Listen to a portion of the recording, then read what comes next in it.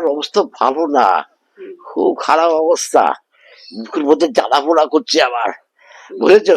হ্যাঁ, তাই আর কষ্ট করতে হবে না, না, আমি না, খবর না, দিয়ে না, চলে না, আসবে। না।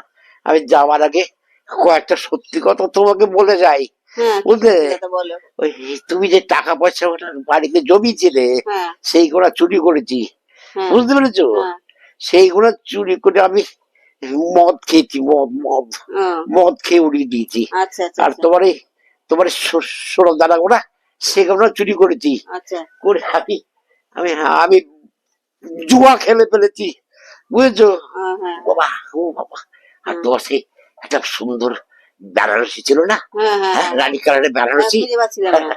সেইটাকে গেড়িয়েছি, সেটাকেও গেড়িয়ে দিয়ে আমি আমার গার্লফ্রেন্ডকে দিয়েছি, বুঝলে? ও, যা সত্যি কথা বলেছি, পরে খুব শান্তি আমার তা- সময় হয়ে তো।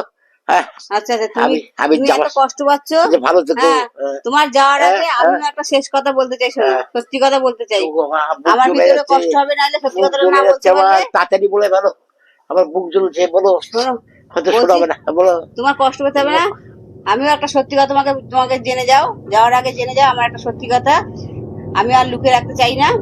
তোমার খাবারে না বিষটা আমিই দিয়েছি।